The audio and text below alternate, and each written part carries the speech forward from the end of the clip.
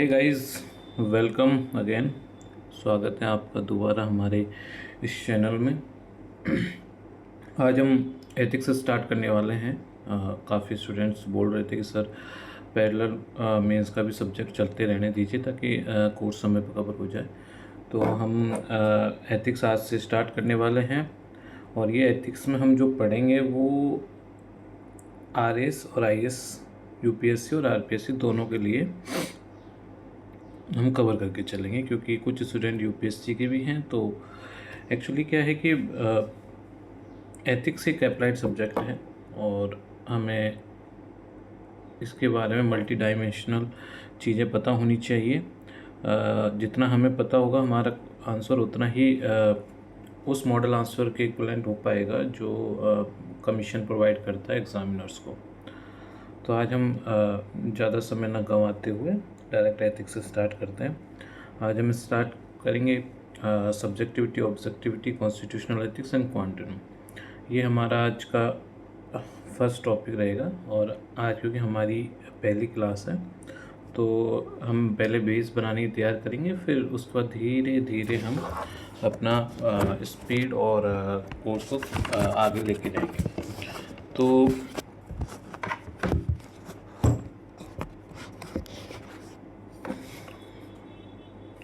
दोस्तों आगे बढ़ते हैं और आज से अपना एथिक्स स्टार्ट करते हैं।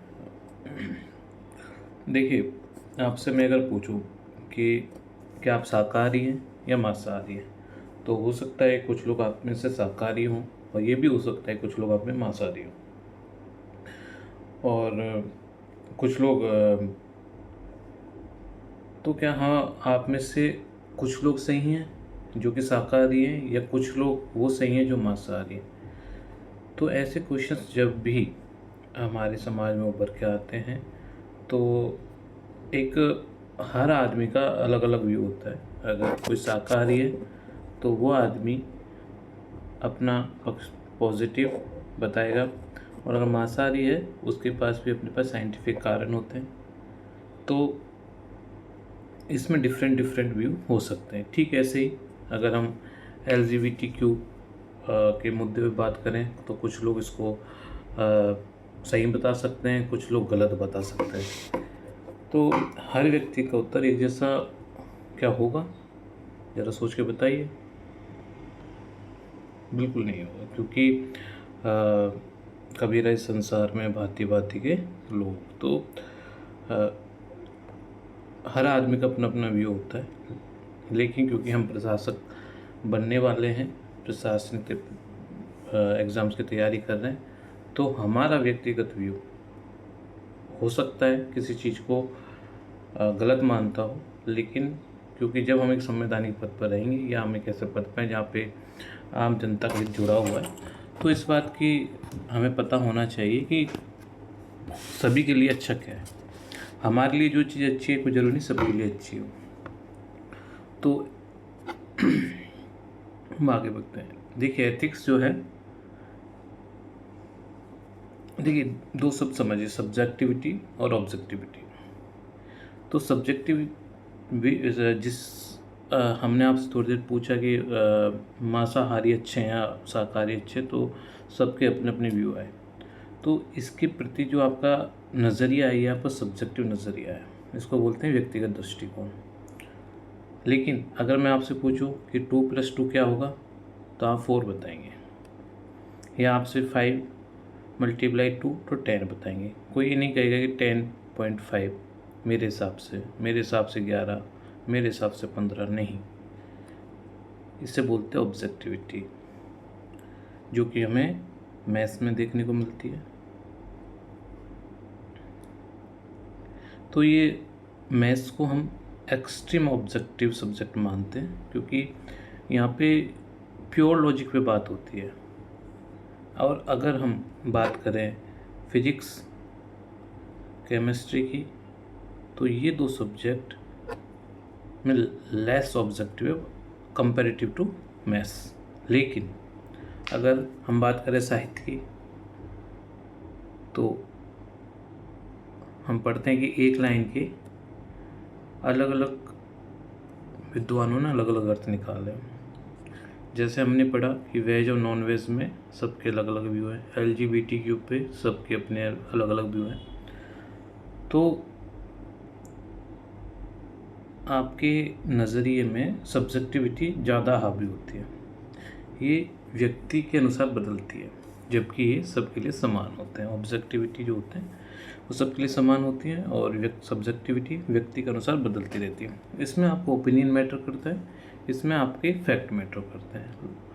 इसमें हमें अपने आप की सब्जेक्टिविटी से उठ के एथिक्स को पढ़ना है, थोड़ा धैर्य रखना होगा हमें अपने आप को, क्योंकि हम एक लंबे समय तक सब्जेक्टिव होकर सोचते हैं। कोई भी ओपिनियन हो, कोई भी हमारे लाइफ में प्रॉब्लम हो या कोई भी इस डिसीजन हो, आज हमसे कोई पूछे कि रिजर्वेशन जैसे बिंदु पे पूछे, तो सामान्य तौर पर हम अपने हित के अकॉर्डिंग इसको सही और इसको गलत बताएंगे। जो उसके हितधारी होंगे वो संभावना अधिक है कि वो उसको सही बताएं, और जो इसके हितधारी नहीं है उन्हें उसकी संभावना अधिक है कि वो इसको गलत बताएं। तो इसमें सबकी सब्जेक्टिविटी है, लेकिन यहाँ प्योर लॉजिक की बात आती है वहाँ उसको ऑब्जेक्टिविटी हावी हो जाती है। और देखिए, आपको ये चीज़ समझनी पड़ेगी कि जैसे जैसे आपकी उम्र बढ़ती जाती है वैसे वैसे सब्जेक्टिविटी हावी होती जाती है। आपके सोचने का, समझने का, दिमाग का जो ओपन माइंडेड होना, तर्क से किसी चीज़ को समझने की क्षमता कम होती जाती है। आदमी जैसे जैसे उम्र बढ़ेगी उसके सोचने का तरीका एकदम फिक्स होता जाता है वो। लेकिन अजीब बात ये कि ये मूर्ख होने के लगभग हो जाता है कि आपने सोचने की क्षमता आपकी बिल्कुल ख़त्म कर ली, क्योंकि मूर्ख भी नहीं सोचते हैं, और वो इंसान जिन्होंने अपनी सोचने की क्षमता खुद ने ख़त्म कर ली है तो वो भी इक्विवेलेंट उनके हो जाते। तो आप तो प्रशासनिक सेवा में आपको हर एक केस में सोचना अत्यधिक पड़ेगा, उसमें हर हितधारक के लिए आपको सोचना पड़ेगा। तो आपको ये चीज़ और समझनी पड़ेगी। देखिए, हमारे जो नज़रिए होते हैं, जो किसी भी चीज़ पे जो नज़रिए होते हैं उसमें संभावना होती है कि हम हमारे पेरेंट्स से जो हमें सिखाया है उसी को हम अधिकतर कॉपी करते हैं। लेकिन बड़ी दुख की बात है कि अगर हम सिर्फ़ और सिर्फ किसी चीज़ को इसलिए सही कह देंगे कि वो हमारी माँ ने या हमारे पिताजी ने सिखाया है, बिना हम उसमें तर्क लगाए, तो हमने और उनके बीच का जो 20, 25, 30 साल का गैप है उसको बिल्कुल ख़त्म कर दिया है। इसका मतलब ये हुआ कि आपने आपके 25 साल बर्बाद कर दिए अगर आप 25 साल के हो, क्योंकि आपने अपनी तर्क को विकसित नहीं किया। एथिक्स जैसे सब्जेक्ट को जब आप पढ़ोगे तो आपसे मेरी रिक्वेस्ट है, प्लीज़ अपने माइंड को ब्रॉड रखिएगा। आपको चीज़ें इसलिए नहीं सोचनी कि आप कौन हैं। आप किसी भी इशू पे जब अपने नज़रिया रखो तो अपने आप से ऊपर उठ के सोचिएगा, कि आप अपने आप को न्यूट्रल करके सोचिएगा, क्योंकि कुछ बातें ऐसी हो सकती हैं जो आप सुनने में आपको अजीब लगे, लेकिन क्योंकि आप एक प्रशासन के पद पे जाएंगे, आपका टारगेट मैक्सिमम लोगों को प्रॉफिट पहुंचाना होता है, तो आपको उस जगह उस पद की गरिमा के हिसाब से, उस पद के कर्तव्य के हिसाब से सोचना होगा। आपको सिर्फ इसलिए नहीं सोचना कि आपके पेरेंट्स ने किसी बात को सही कह दिया था, किसी परिवार में विशेष विचारधारा चलती है तो आप उस विशेष विचारधारा के ही समर्थक बन जाते हो, और उस समय बाद आप जब नौकरी में जाते हो तब भी वही विचारधारा आप पर हावी होती है। तो इस एथिक्स को जोड़ने की वजह कमीशन ने यही रखी कि एक व्यक्ति अपनी व्यक्तिगत जो जीवन में 25-30 साल में सीखा है उससे उठ के ये चीज़ सीख सके कि दुनिया में क्या सही वह कर सकता है जिससे मैक्सिमम प्रॉफिट हो। ठीक है, चलो आगे बढ़ते हैं। तो हम समस्या सब्जेक्टिविटी, जैसे हमने बताया कि हर आदमी का अपना अपना नज़रिया होता है। इन भाई साहब का अलग है, इन भाई साहब का अलग है, इन भाई साहब का अलग है। तो ये कोई भी सोच जो होती है वो संस्कृति, अनुभव, मान्यताओं पर आधारित होती है। किसी भी इंसान की सोच इन चीज़ों के आधार पर बनती है। और एग्जाम्पल्स के रूप में शाकाहारी, मांसाहारी, हमने बताया कि अगर इस पर हम व्यू पूछेंगे सबके अलग होंगे। LGBTQ के जो विवाह हैं उनके बारे में अगर हम बात करेंगे तो उसके व्यू अलग होंगे। इंटरकास्ट मैरिज की बात कर लीजिए, फ़ोन यूजेस की बात कर लीजिए, जैसे कि कुछ जगह कहा जाता है कि फ़ोन बिल्कुल यूज़ नहीं करना चाहिए, कुछ कहेंगे यूज़ करना चाहिए। तो डिफरेंट डिफरेंट नज़रिए होते हैं। तो आपको इन सारी चीज़ों पे एक एथिकल व्यू डेवलप करना होगा। तो ये सब्जेक्टिविटी होगी आपका, आपका इस पे जो भी व्यू है, आपका जो दृष्टिकोण है, उससे उठकर तर्क के साथ सोचना होगा। और प्लीज़ दिमाग से निकाल दीजिएगा कि हमारे तो ऐसा सिखाया है, हमारे पेरेंट्स ने सिखाया है। हमें सोचना होगा कि जो हमें सिखाया गया है उसमें कितना तर्क है और कितना आडंबर है। तो ऑब्जेक्टिविटी में हम जो बातें करते हैं तो हमें तथ्य, प्रमाण और तर्क के आधार पर हम निष्कर्ष निकालते हैं, जैसे मैथ्स, लॉजिक और फिजिक्स और केमिस्ट्री। हम इसमें E=mc² है तो E=mc² ही होगा, उसमें आपके हिसाब से, दूसरे के हिसाब से कुछ अलग अलग नहीं हो सकता। तो हमें ये समझना होगा कि हमें मैक्सिमम समय में ऑब्जेक्टिव होके ही डिसीजन लेने की प्रयास करना है, लॉजिक्स पे बात करनी है।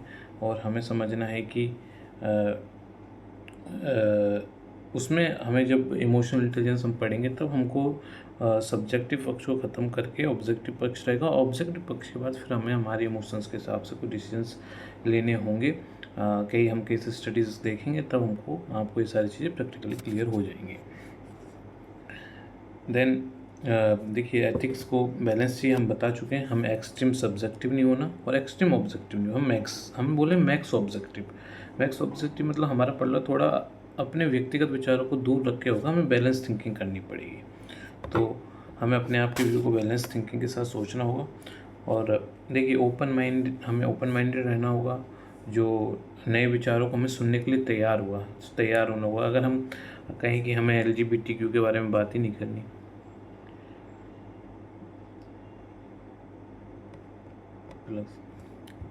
तो आप अगर DM हो और आपके पास कोई ऐसा उम्मीदवार आपके पास आता है तो क्या आप उसको ये कह के भगा देंगे भाई हम तुम्हें पसंद नहीं करते? ये तो गलत है। आपको विचार ओपन रखने, हो सकता है कुछ चीज़ वो ऐसी बताएं जो आपने कभी अनुभव की नहीं हो। तो आपको हर तरह के विचार को सुनने की क्षमता रखनी चाहिए।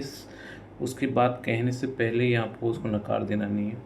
और बैलेंस माइंड रखना, जो हम बता चुके हैं, सभी पक्षों को सुनना है, सुन के निर्णय लेना। एक्सट्रीम ऑब्जेक्टिव और एक्सट्रीम सब्जेक्टिव के बीच की हमें चलना है।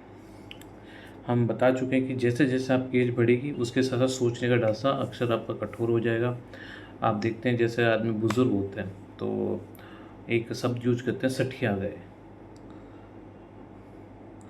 सठियाना का मतलब होता है कि सठिया 60+, मतलब 60 से ऊपर हो जाना। मतलब ऐसा सामान्य देखा जाए कि अधिक उम्र में इंसान, जो बुजुर्ग होते हैं, वो अपने जो परंपरागत विचार रहे हैं, जो रूढ़िवादी विचारधारा रही, उन्हीं को लिए आगे बढ़ते रहते हैं।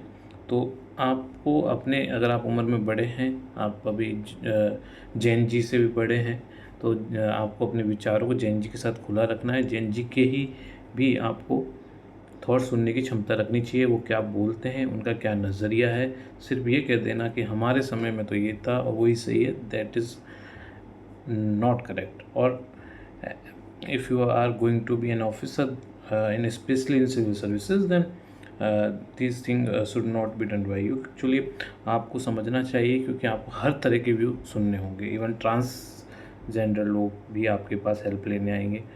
तो क्या आप उस नज़रिए से उनको नकार देंगे जिस नज़रिए से हम समाज में देखते हैं आम आदमी वेव करता है? तो हमें थोड़े अपने विचारों को खुल के रखना पड़ेगा। देखिए, कई बार विडंबना होती है हमें कि हमारा खुद का ऑब्जेक्टिव और सब्जेक्टिव, हमने बताया उधर कि हम ऑब्जेक्टिव और सब्जेक्टिव थॉट्स के बारे में बताया। तो कई बार ऐसा विडंबना आएगी कि आप डिसीजन नहीं ले पाएंगे, तब उस समय कॉन्स्टिट्यूशनल एथिक्स सर्वोपरि रहेगी आपके ऊपर। जब आपकी समाज में चलने वाली मान्यताएं और संविधान के बीच में विरोध हो तो संविधान सर्वोपरि होता है। वी नो कि संविधान में फ्रीडम ऑफ स्पीच है, बट लिमिटेड रेस्ट्रिक्शंस। सो व्यक्तिगत मान्यता आपकी ये है कि आपको बोलने की स्वतंत्रता है, ठीक वैसे उसमें लिमिटेशंस भी और भी जैसे धार्मिक क्षेत्र में देखेंगे तो उसमें संविधान सर्वोपरि, हमारा कॉन्स्टिट्यूशन, हमारे कॉन्स्टिट्यूशन की प्रेम्बल, ये सारे जैसे जातिगत आधारित कोई भी भेदभाव होता है तो शोषित और शोषक दोनों अपने अपने हित के हिसाब से सोचेंगे, लेकिन हमें संविधान को सर्वोपरि रखना होगा। लैंगिक समानता, महिला और पुरुष के बीच में समानता होना, male is equal to female, और LGBTQ राइट्स के बारे में हमें सोचना होगा और हमें एथिकल संवैधानिक नीति शास्त्र के अकॉर्डिंग एक निष्कर्ष पे पहुंचना होगा। एक शब्द आता है इकोनॉमी में डायकोटोमी, इसमें हम सिर्फ किसी चीज़ को दो तरीके से सोचते हैं, good bad, white black, right wrong. अगर हमसे किसी क्वेश्चन को दिया जाए या कोई सिचुएशन दी जाए जिसमें एथिकल पॉइंट है तो हम उस चीज़ को सिर्फ गुड और बैड में डिसाइड करके और आगे बढ़ जाता है। लेकिन हमें सोचना होगा कि एथिकल होने के मतलब ये नहीं सिर्फ हाँ या ना डिसीजन हो आपको उसके और पक्ष भी जानने होंगे। और तो हमें अपने विचार में सिर्फ और सिर्फ डायकोटोमी केवल दो नज़रिए से good white and black and right and wrong and good and bad नहीं सोचिए। एक लोक सेवक की हो सकता है व्यक्ति की राय कुछ भी हो, लेकिन जब प्रशासन में उसकी जिम्मेदारी के बाद आती है तो संवैधानिक मूल्य ऊपर हो जाते हैं। और ठीक वैसे ही किसी चीज़ में अगर हाँ या ना गुड बैड में चलेंगे तो एक संभावना कम है कि डिसीजन लिए जाए लेकिन एथिकल हो, उसकी एक विडंबना पैदा होती है हमारे सामने। तो इसके लिए बेटर होता है क्वांटिनम। क्वांटिनम एक ऐसी परिस्थिति होती है जो गुड और बैड के बीच की होती है। जैसे भगवान अपने बुद्धा से जो मध्यम मार्ग जो दिया उन्होंने वो क्वांटिनम थ्योरी पर ही आधारित है। और गुड और बैड के बीच की स्थिति जो है उसको हम क्वांटिनम कहते हैं। कोई भी डिसीजन लो तो आप हमें ये सोचना है कि एक बीच में अगर हाँ ब्लैक है और वाइट है, ठीक है, तो उसके बीच में ग्रे एरिया होता है। और ग्रे एरिया हमें मैक्सिमम लोगों के लिए फ़ायदेमंद होता है। हमें हमारा हित नहीं देखना, एक प्रशासन के व्यक्तिगत हित नहीं देखना, हमें ग्रे एरिया में जो अधिकांश लोगों के हैं उनके हित देखना। जैसे फ्रीडम ऑफ स्पीच की बात कर लें, हम प्राइवेसी की बात कर लें कि फ्रीडम ऑफ बिल्कुल बंद नहीं कर सकते, बिल्कुल एक्सट्रीम लेवल पे भी नहीं दे सकते, हमें बेटर है। अगर हम नेशनल सिक्योरिटी की बात करें तो नेशनल सिक्योरिटी में हम हर चीज़ को फ्रीडम नहीं दे सकते क्योंकि हमारे नेशनल सिक्योरिटी को थ्रेट हो सकता है किसी भी चीज़ में। और हमें और एकदम कम भी नहीं कर सकते क्योंकि फिर हमारी डेमोक्रेसी खतरे में आ जाएगी। सो ग्रे एरिया जो होता है वो एरिया होता है जहाँ पर किसी विषय का कॉन्टेक्स्ट मैटर करता है कि वो किस विषय में कोई बात कही गई है। मतलब ग्रे एरिया एथिक्स ही ग्रे एरिया, हम एथिक्स को ग्रे एरिया क्यों बोल रहे हैं, क्योंकि एथिकल होना इज इक्वल टू उस ग्रे एरिया में आके डिसीजन लेना। एवरीथिंग इज़ राइट ये गलत सोच है, ये हम बात कर चुके हैं। एवरीथिंग इज़ रॉन्ग ये भी गलत है। कॉन्टेक्स्ट मैटर कि किस बात में कोई बात हो सकता है कि एक विशेष संदर्भ में गलत हो सकती है, वही बात किसी विशेष संदर्भ में सही हो सकती है। तो एथिक्स का सबसे महत्वपूर्ण सिद्धांत है कॉन्टेक्स्ट मैटर। हमें उस कॉन्टेक्स्ट को समझना होगा। कॉन्टेक्स्ट कब समझेंगे, जब हमारा माइंड क्या होगा, ओपन होगा, ओपन माइंडेड सोच होगी। और जब समझेंगे तो बैलेंस्ड माइंड के साथ हमें डिसीजन लेना होगा।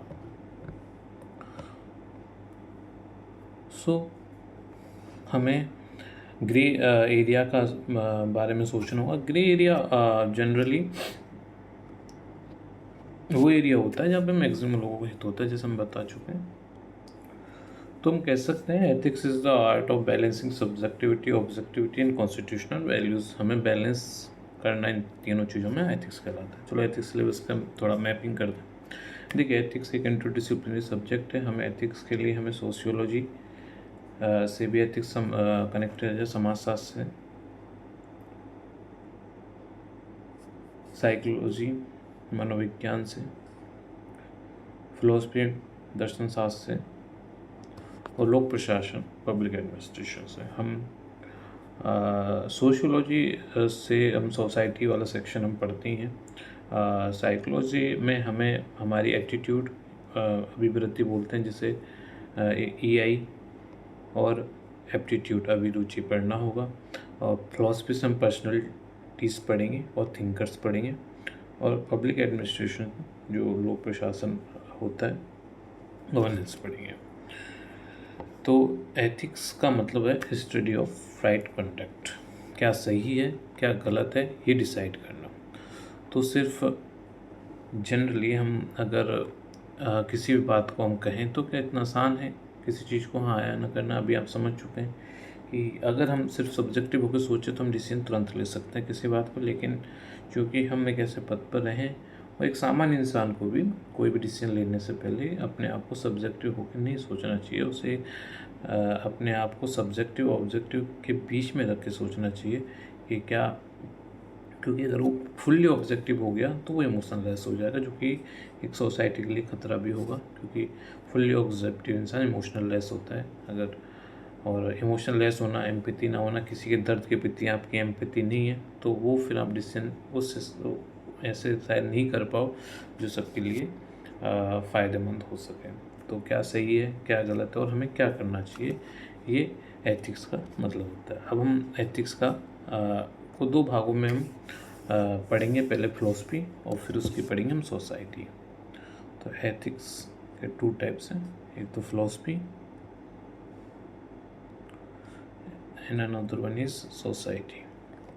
फिलोसफी की 3 शाखाएं हैं, जैसे एपिस्टेमोलॉजी, इसको बोलते हैं ज्ञान मीमांसा,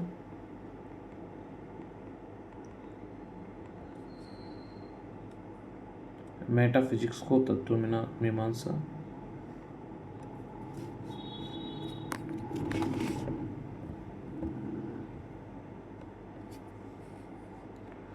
और एथिक्स आपको पता है नीति शास्त्र, नीति मीमांसा।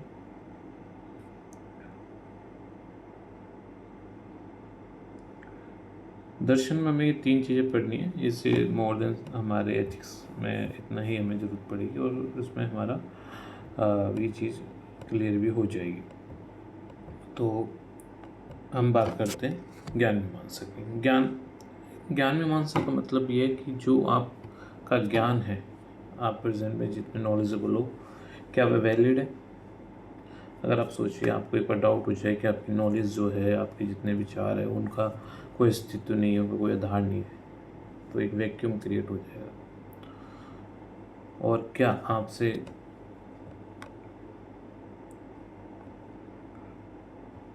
वैक्यूम क्रिएट हो गया तो इंसान अपने अस्तित्व पे डाउट करने लग जाएगा।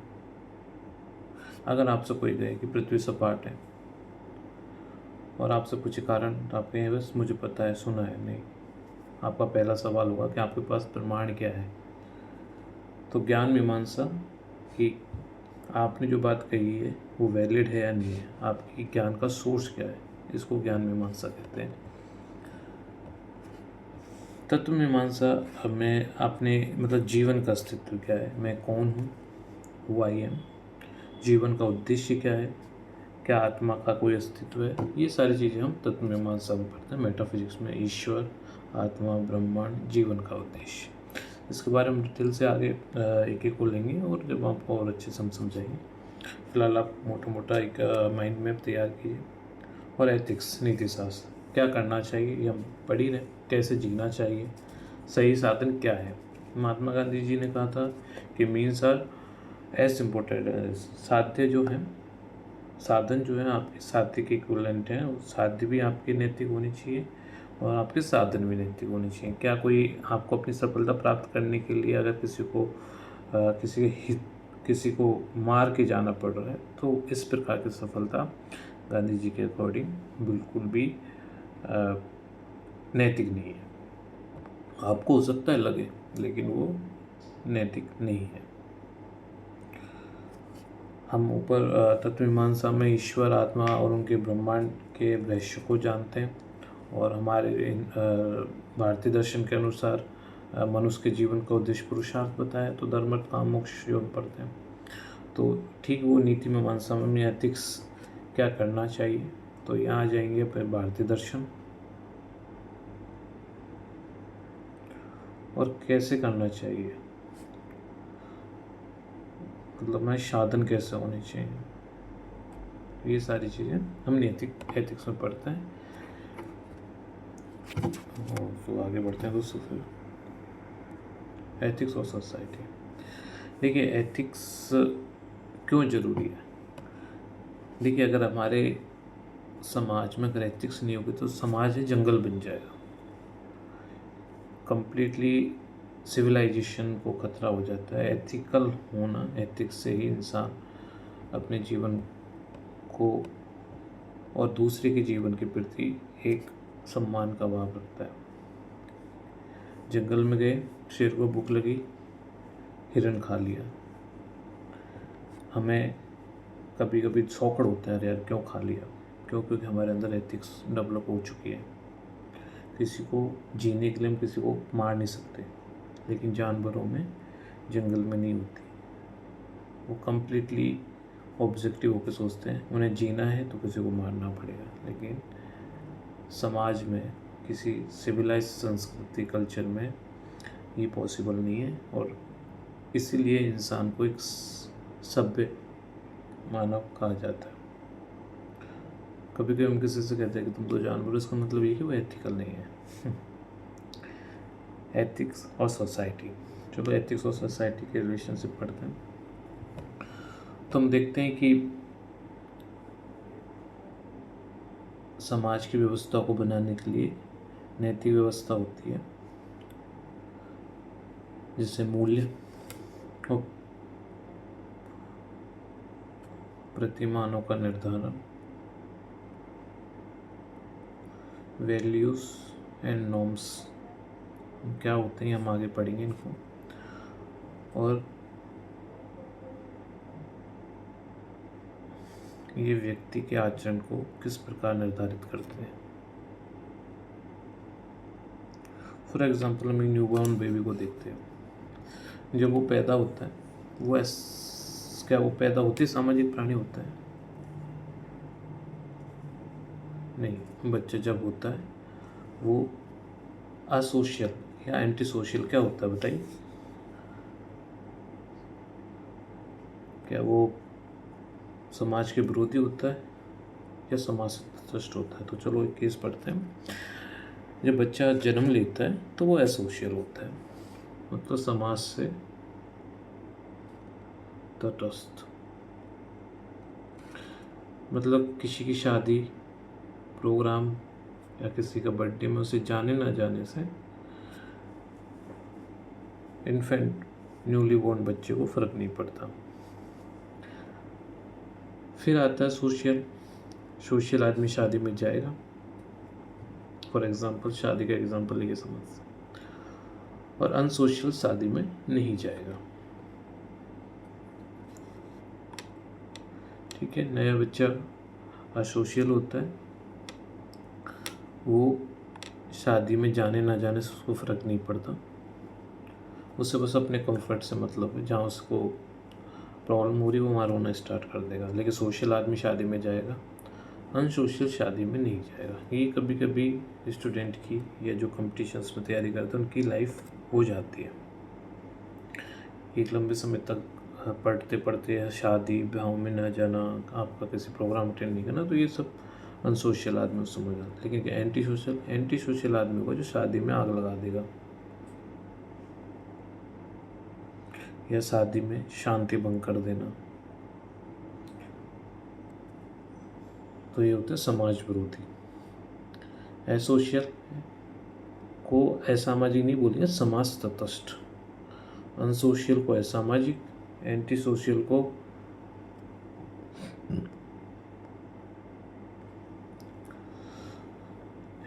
और सोशल सामाजिक प्राणी। तो आप इन चारों को सब समझे। इसका किसी भी इंसान का समाज में आने के बाद वो क्रम होता है जिसमें वह नैतिक होता है, सामाजिकरण होता है उस आदमी का। तो सबसे पहले वो होता है सोशल, फिर परिवार समाज उसको सोशल करते हैं, कुछ की लाइफ में अनसोशल वाला आ जाता है, कुछ लोग एंटी सोशल हो जाते हैं। तो यहाँ पे आके 3 तरह से आदमी हो जाता है।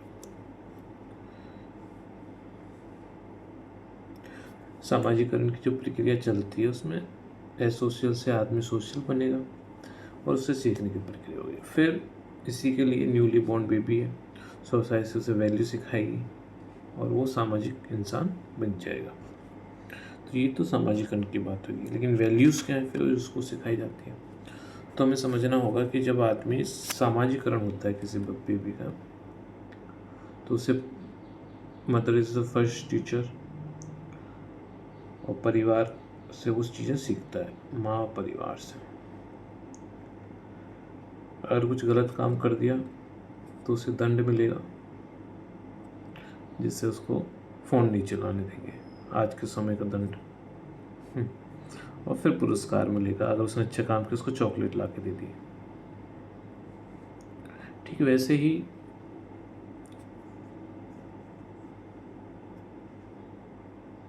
इंसान के साथ भी है, जो इंसान अच्छा काम करेगा उसको पद पुरस्कार मिलेंगे, दंड करेगी उसकी निंदा होगी, शारीरिक दंड मिलेगा, भावनात्मक मिलेंगे। और इस प्रक्रिया से आदमी एक इंसान बनता है। और आप भी इसी प्रक्रिया के थ्रू बने हैं, आपके फैमिली मेम्बर्स ने आपको सुना। तो चलो हम वैल्यूज़ की बात करते हैं। वैल्यूज़ क्या होता है? वैल्यूज़ को हिंदी में मूल्य बोलते हैं।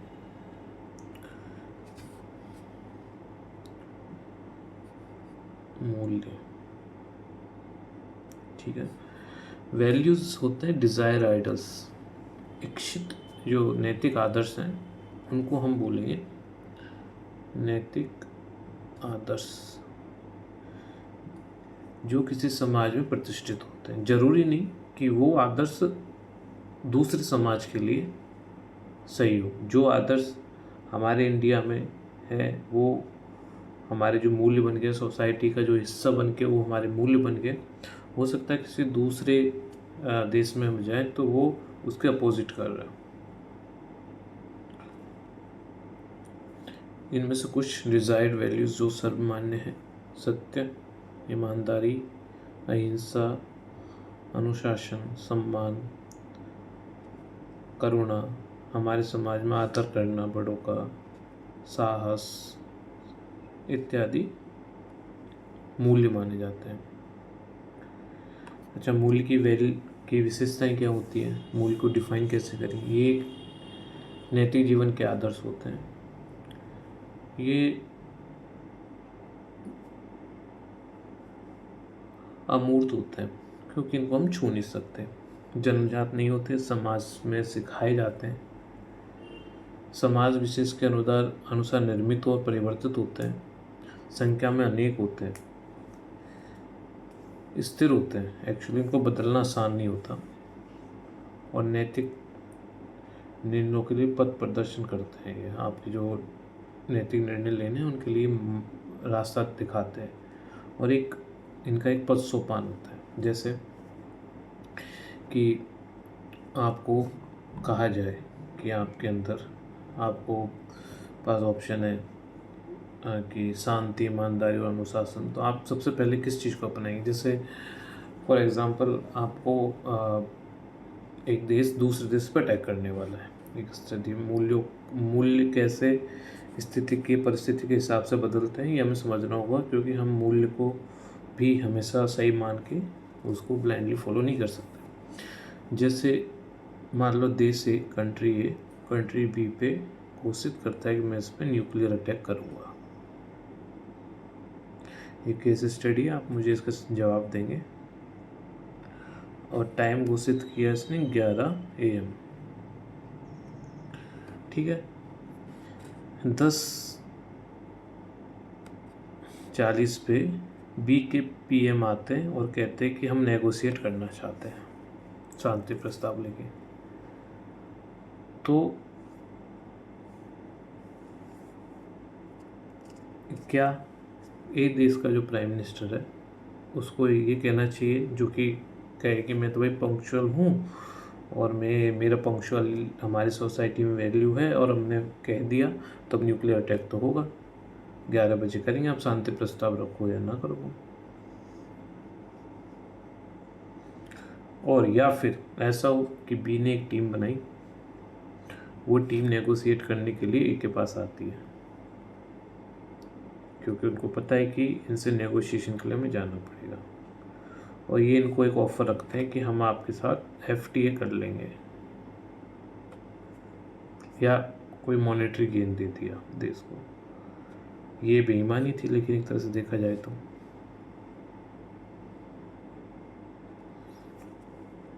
क्योंकि आपने एक तरह से घूस दी है एक अटैक को रोकने के लिए, तो क्या यहाँ पे बेईमानी गलत हो जाएगी? बताइए। तो सबसे ऊपर कौन सा वैल्यू रखेंगे आप? 3 मूल्य हैं आपके पास, शांति, दूसरा ईमानदारी,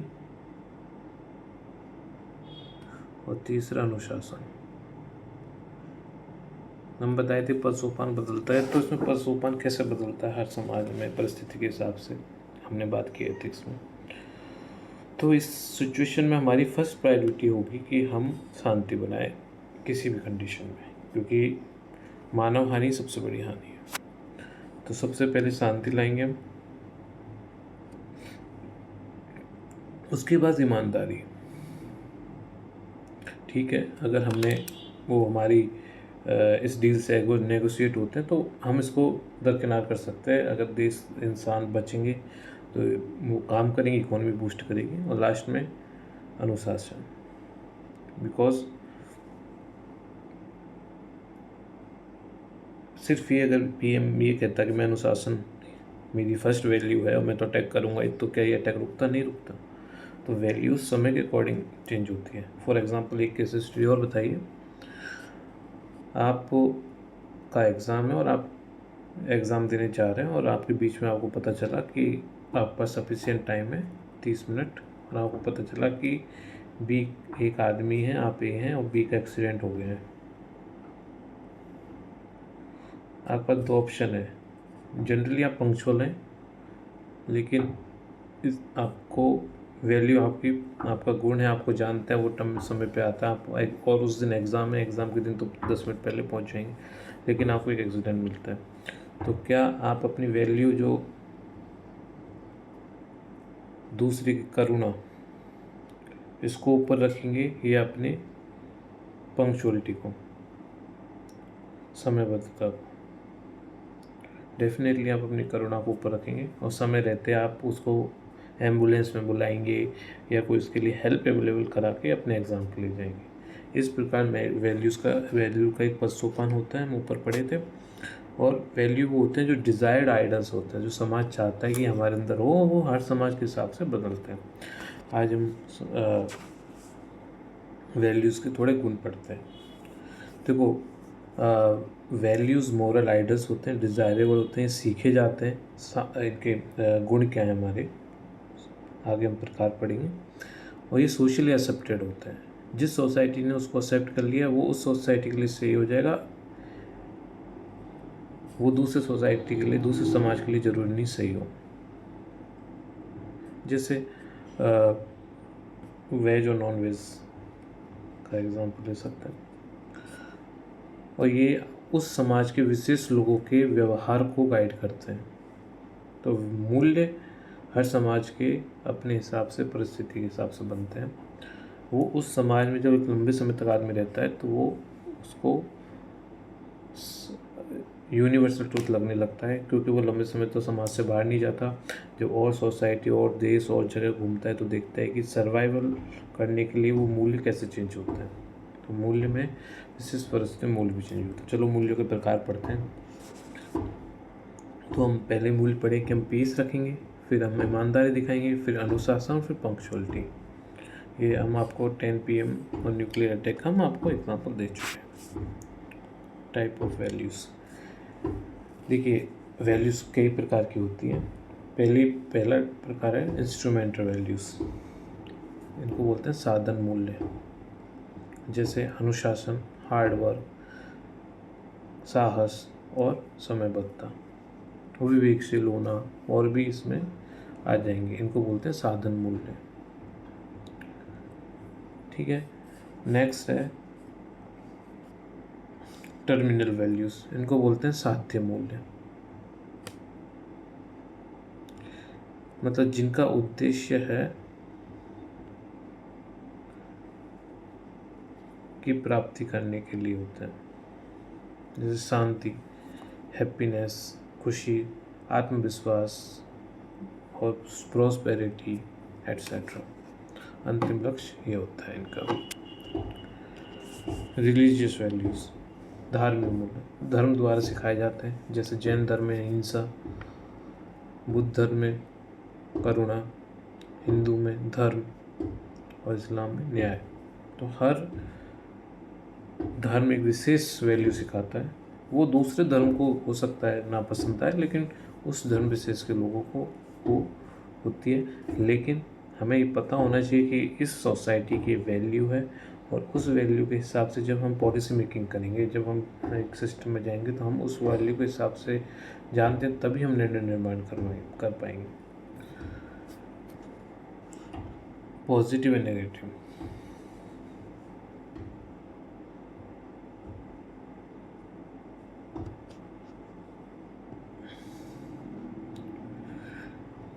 धार्मिक न्याय के मूल की बात करें तो धार्मिक मूल्य दो तरह के होते हैं। एक तो धर्म द्वारा सिखाए जाते हैं, जैसे हमने बताया। एक जो धर्म पर आधारित नहीं होते, धर्म सापेक्ष मूल्य और धर्म निरपेक्ष मूल्य, जैसे समानता और न्याय। समानता और न्याय धर्म निरपेक्ष होती है। कुछ धर्म इसको सिखा सकते हैं, कुछ नहीं सिखाए, कोई जरूरी नहीं है। Positive and negative value. Positive value truth, courage और डिसिप्लिन। नेगेटिव करप्शन, वायलेंस और ग्रीड। कहीं किस इसका एग्जांपल है कि हम देखते हैं कि समाज में करप्शन देना तो गलत माना जाता है, लेकिन दहेज लेना सही माना जाता है। लोग बाग इसको अपने गिफ्ट के रूप में लेते हैं, और बड़ी दुख की बात है, इसकी वजह से काफ़ी बच्चियों की जान गई। और हमारे समाज में हमें समझना होगा कि हम जिनकी मजाक करते हैं, उनको नॉर्मल जनरलाइजेशन कर देते हैं, वो बहुत दुख की बात है। अगर हम शादी करते हैं तो समाज में लोग देखते हैं कि वो फला कितने रुपए कमा रहे हैं। आप समझ रहे होंगे, प्रैक्टिकली आपने चीज़ें देखी होंगी। तो ये नेगेटिव वैल्यूज़ हैं, वैल्यूज़ बन चुकी हैं बट नेगेटिव है। वायलेंस, हम केवल लिंचिंग जैसी घटनाएं कर देते हैं अपने वैल्यूज़ के सही मान के। ग्रीड, लालच में हम करप्शन करते हैं, हम अपने फ़ायदे के लिए पर्यावरण को, इन्वायरमेंट को नुकसान कर देते हैं। ये नेगेटिव वैल्यू है। अगली प्रकार की वैल्यूज़ होती हैं हमारे पास, ऐसी वैल्यू जो यूनिवर्सल है, ऐसी वैल्यू जो पेरेनियल हैं। ये बोलेंगे क्षेत्र विषयक, क्षेत्र विशिष्ट, और ये होगी सार्वदेशिक। यूनिवर्सल वैल्यूज़ होती हैं पीस, इक्वलिटी, जस्टिस। इसको सारे देश मान चाहेंगे, पीस चाहेंगे, इक्वलिटी चाहेंगे, न्याय चाहेंगे। और ये क्षेत्र विषयक जो मूल्य हैं, ये किसी विशेष क्षेत्र में पाए जाएंगे, जैसे प्रतिस्पर्धा, क्षेत्रीय बायस्ड, कास्ट बायस, ग्रुप इंटरेस्ट। ये उस विशेष क्षेत्र के लोगों में बहुविवाह। आप देखेंगे कि भारत में भी कुछ विशेष ट्राइब्स हैं जिनमें बहुविवाह सामान्य बात होती है। लोकतंत्र जो है वो हमारे देश के हिसाब की वैल्यू है, लेकिन कहीं पे अभी भी राजतंत्र है, कहीं पे गणराज्य है, तो हमें समझना होगा कि कुछ वैल्यू क्षेत्र विशिष्ट होती हैं। ये डिफरेंट प्रकार के वैल्यूज़ हैं। हम कल वैल्यूज़ को कंटिन्यू रखेंगे दोस्तों, और कुछ और अच्छे इंटरेस्टिंग एग्जांपल्स के साथ हम आपको लेके जाएंगे। ओवरऑल हम अगर रिकैप करें तो हम कह सकते हैं कि कुछ सब वैल्यूज़ एक समान नहीं होती। कभी आपके लिए शांति इंपॉर्टेंट होगी, कभी अनुशासन, कभी ईमानदारी, और कुछ वैल्यू जो गांधी जी ने कहा था कि साधन और साध्य की जो भी माध्यम है वो अच्छे वैल्यूज़ के होने चाहिए, पवित्र होने चाहिए। तो इसी के साथ दोस्तों आज हम अपनी क्लास को यहीं ख़त्म करते हैं। कल से दूसरी वीडियो के साथ अवेलेबल होंगे। ये वैल्यूज़ को हम कंटिन्यू रखेंगे, मूल्यों को। और अभी हम की बेसिक्स तैयार कर रहे हैं, तो थोड़े टर्मिनोलॉजी क्लियर हो जाएंगे तो हम हमारी केस स्टडी में, और हम जब इसको और एडवांस लेवल पे जाएंगे तो हमें इसको समझने में और करने में आसानी होगी। कुछ समय लगेगा बेसिक्स क्लियर होने में, उसके बाद फिर आपका इसको और हम स्पीडली करेंगे। थैंक यू दोस्तों, एंड बाय।